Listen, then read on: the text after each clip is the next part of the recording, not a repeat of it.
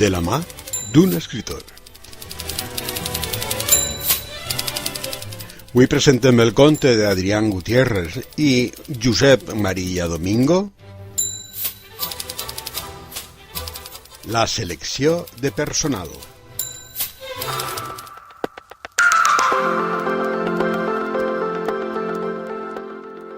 Carles no feia les coses gratuïtament.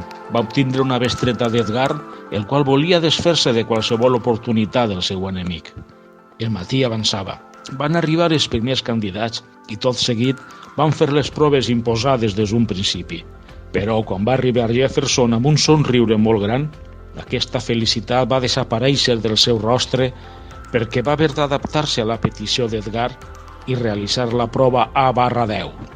Quan observar la prova de lectura aquesta, li provocà una sensació d'allò més desagradable davant les dificultats que s'havien presentat per accedir al treball. Sentia la perdició molt a prop i no hi veia cap solució.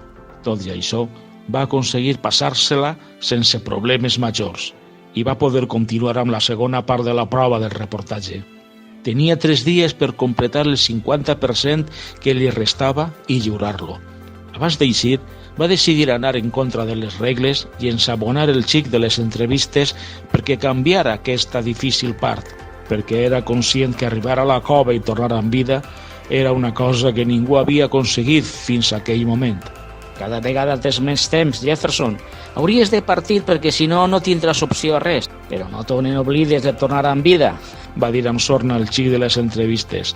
Jefferson no va caure en la burla i es va fer el sord. Agafar la motxilla on portava menjar i beguda per als 2 pròxims dies, el temps aproximat que duraria l'obtenció de les imatges. També portava una llanterna i alguna eina més que li fera més fàcil el trajecte. Finalment, va prendre la seva càmera de fotos que tenia més funció de vídeo, agafar el cotxe i feu el camí cap a la seva destinació. A les 6 de la vesprada d'aquell dia tan important, arribà al principi de la muntanya on la carretera moria. Aparcà el cotxe i es va endinsar en una vaga frondosa, d'arbres immensos. Com que era estiu, la nit no apareixia al cel fins a les 9. Per tant, no va utilitzar la llanterna i es va guiar pel mapa que havia agafat unes hores abans a l'Ajuntament. L'observà tot primirat per trobar la cova més amagada que tan mala fama tenia. Quan era a prop, un camí en rost que vorejava els plecs impossibles d'un turó li trencà qualsevol esperança de poder arribar-hi. L'única possibilitat era pujar-lo, però no portava la millor indumentària per realitzar una escalada d'aquestes condicions. Com si fora un xiquet, va recordar la seva infantesa i enfilar la pendent convençut del seu potencial, malgrat la manca d'aire, la contínua necessitat d'aturar-se i un batec excessivament descompassat per als seus problemes de cor. No obstant això, va saber donar-se ànims i recitar un embarbussament que el seu iaio li contava sempre que anaven els dos al parc a jugar als gronxadors. Quan m'aixopia, codons collia. Quan m'aixecava, codons agafava.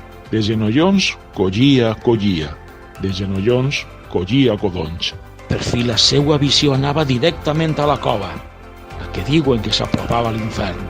Va treure doncs la seva càmera i començar a filmar la pendent, la ciutat al fons i l'entrada a la cova. Encengué la llanterna i es va dirigir cap a dins.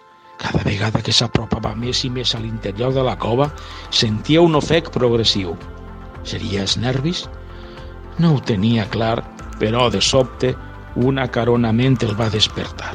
La primera imatge que observà era comparable amb els pitjors dels terrors. Sabia que d'haver visualitzat l'oportunitat de filmar-ho que era estat així, però no tenia opció. Aquell monstre havia canviat per complet les ganes d'obtenir el treball i l'únic que volia era tornar a sa casa, però se li feu present la importància que sens dubte tindria per al seu futur professional el fet d'acomplir aquella missió satisfactòriament. De manera que engegà la càmera i començà a filmar el monstre. Era una mena de robot no massa gran, dotat d'unes cadenes com les dels carros de combat que li permetien desplaçar-se sobre aquell terreny abrupte amb més agilitat.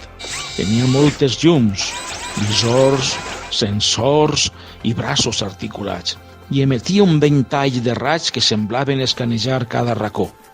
Quan s'adonà que un dels rajos anava a enfocar-lo, Jefferson es llençà instintivament a terra i es protegí rere una roca.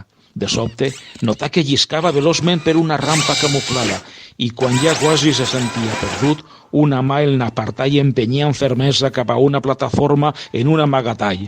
Una veu femenina li digué: Tu deus ser Jefferson, segueix-me.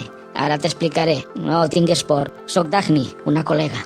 Fent ús d'unes claus secretes que li havia piratejat un hacker d'amic seu, franquejà diverses portes blindades i a través d'un laberint de llargs passadissos endugué a un punt des d'on podien observar sense ser descoberts una immensa cúpula sota la qual una legió del que tenia tota l'aparença d'androides seien davant uns plafons amb pantalles gegants i multitud de botons i comandaments, semblants als de la sala de control d'una missió espacial. Què és tot això? Exclamà bocabadat i garraitivat.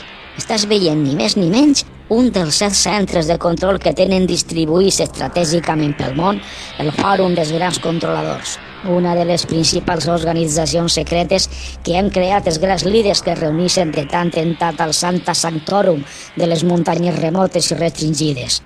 I aquests són els seus operadors més submisos i infatigables, que s'encarreguen de posar en pràctica i vigilar-les. Les més sinestres determinacions que aquells prenen. Davant l'esbalaïment de Jefferson, Dagny continua explicant-li. Des d'ací, implementen l'inici i la continuïtat dels conflictes bèl·lics d'alt potencial destructiu a fi de mantenir actius els mercats de nous armaments i tota mena de materials i equipaments per a les posteriors reconstruccions, i el d'extracció massiva i incessant de recursos, ni que siga a costa d'arrasar el medi natural de tot el planeta. Per això, ja preparen també, per si de cas, una possible migració de les èlits selectes cap a l'espai exterior. Perquè tot això tira endavant, també controlen els mitjans de comunicació i d'entreteniment a escala mundial. Ja comprenc per què en diuen la porta de l'infern, exclama Jefferson. Sí, corroborà ella. Ara que he compartit amb tu els meus descobriments, necessitaré la teua ajuda per tal de fer-ho públic i intentar que ens creguen. Jefferson engegà immediatament la seva càmera. No, espera. S'afanyà a interrompre el Dagny. Abans li he de carregar aquest programa antidetecció. Això va fer i tot seguit es posaren a la tasca d'enregistrar-ho tot. Jefferson mirà fixament aquella companya tan valenta i eficient i sobreposant-se a tots els seus temors tingué clar el que faria. Li donà la mà i li digué: D'acord, Dagny, acomplirem la nostra missió.